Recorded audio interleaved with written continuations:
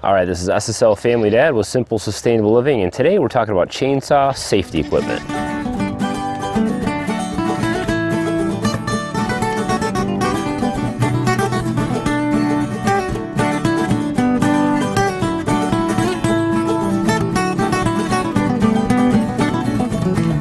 All right, so you've got yourself a new chainsaw, and you've undoubtedly asked yourself the question, do I really need to get any type of safety equipment? Do I need a helmet? Do I need a face guard? Do I need a chaps and any other stuff? That's for those X-Men geeks that go out there and chop wood all day. And I am just here to give you my experience and my opinion. I am by no means a lumberjack. I'm by no means an expert, but I have cut my fair share of wood this year using several different saws and safety equipment, and I've had different experiences that I'll share with you guys that may lean you one way or another. So the saws that I'm using, out here I have a, this is my steel. It's a 362CQ, I believe. This is a pretty good size saw. It's a pretty powerful saw. It can handle up to a 24-inch bar. I also have a Husqvarna Rancher 455 that I started off with as well.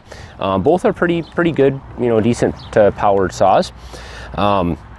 And so I'd like to just kind of run through the equipment that I bought and that I've been using, what I like, what I don't like about it, and whether I think it's necessary or not.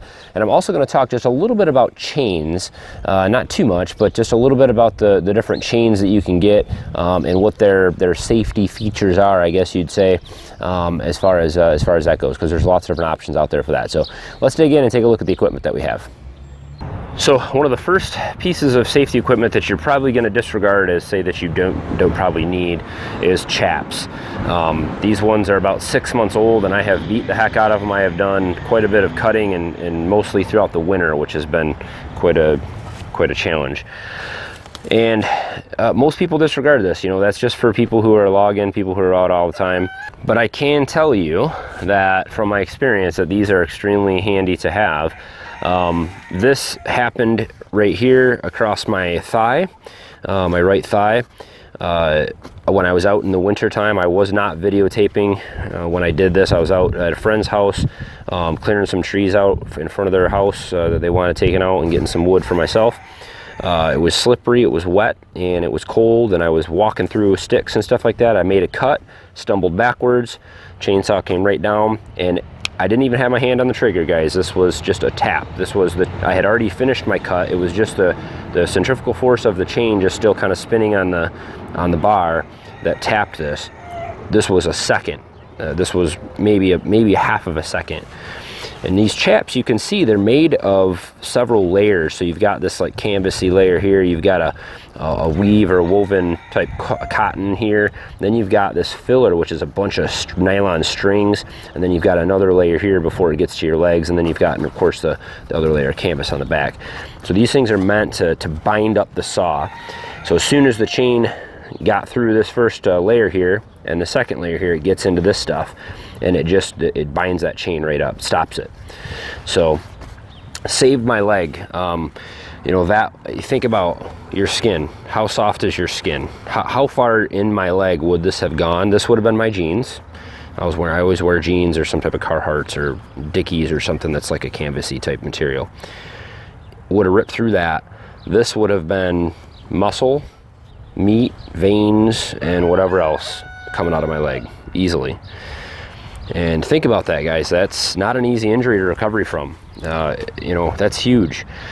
And like I said, it's just a second. Same thing happened over here. Was out in a wintry situation. This one, the chain was actually not. It had slowed down quite a bit more, I think, maybe another second of slowdown after I let off the trigger.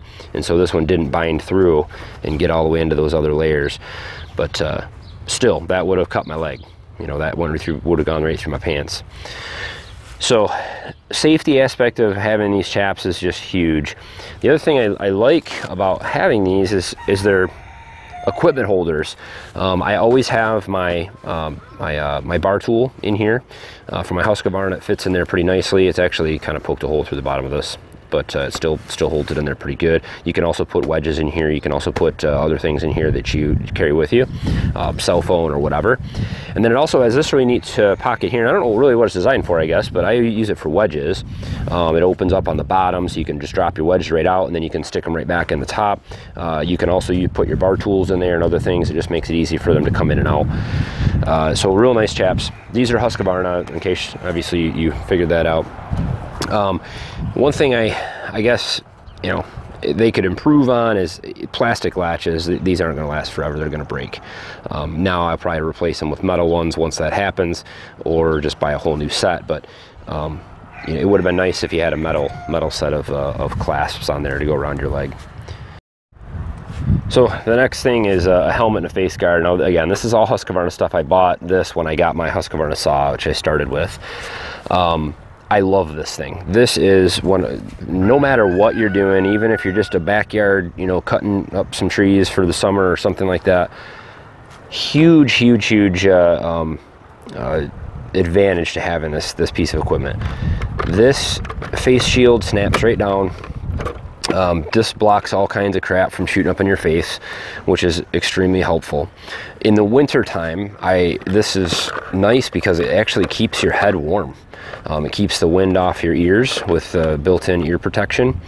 It's well balanced, so when you flip up the ear things back off your head that way, and you've got the mask flipped up this way, it's really balanced on your head. So basically it sits like that. And then these just snap down, and then they clip into place like that, and they keep real snug to your ears, so they actually keep your head warm. Now in the summertime, it's going to be a little bit warm to have it on probably, but ear protection, face protection, and then a helmet. Now the helmet, I know you guys, it's not, you think, it's not going to happen, I'll be careful. Well, you know, I was just at a friend's house, another different friend's house, cutting some trees down his backyard. We were messing around. It was a huge tree we cut down.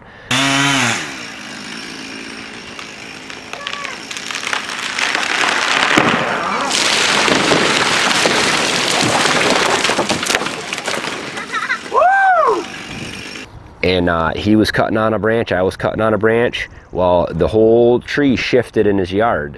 We balanced the weight off of it, and one of the branches swung over and just nailed me right in the head. And I had this helmet on, no big deal. If I didn't have the helmet on, I would have gashed my head. That would have been another injury to deal with. So, but just because, and these aren't expensive, guys. This is a really nice one. It is all plastic, but it's been pretty durable. I don't treat this thing with any type of care, honestly. I throw it in and out of places, and it gets dropped, and you know, it's been pretty tough. So nothing bad to say about this, but any brand is fine. This is just the one I have. So gloves, this is kind of a no-brainer when you're working with wood probably anyway. I mean, who wants to, you know, run around with bare hands all day long, wrecking your hands on a bunch of wood? So it's nice to have gloves on anyway. But when you're working with the chainsaw, you're going to want to have a nice pair of leather gloves. Don't get cloth gloves. Don't get anything else. You want something that's leather. You're going to be sharpening your chain, so you're grabbing the chain, you're moving it. You want to have something that's going to keep, you know, from poking through and shredding easily. I wouldn't say they're a huge protection piece. The chain is going to rip through this, you know, pretty easily anyway, but it will give you that extra layer of protection. So, you know, if you did nick the chain anywhere, it's probably not going to hurt you too bad. But very, very important to have some type of leather gloves. These I think are goat skin or goat leather, but something like that. You just want to stay away from cloth, I would say. I'm not going to talk too much about this, guys, but boots, in my opinion, it's pretty important to have a decent pair of work boots. Now these are Army issue desert boots. I wear them year round. They're just, I have extra pairs from the military. Awesome boots, but I know they're super expensive if you want to buy them outright. But I mean, steel toe and all that good stuff, that's fine. If you want to do that, that's probably the best thing to do, because people have a habit, including myself, of putting your foot up on a log to hold it steady while you're cutting through, and you're cutting next to your boot and something happens and you hit it. Steel toe is going to be helpful for that kind of thing, but at least where, you know, don't be out there with tennis shoes on. I mean, get a decent pair of work boots at least, so you've got at least some sole to grab the chain and at least some leather. that'll help stop the chain. But you know, don't go out there in your flip-flops and start cutting stuff.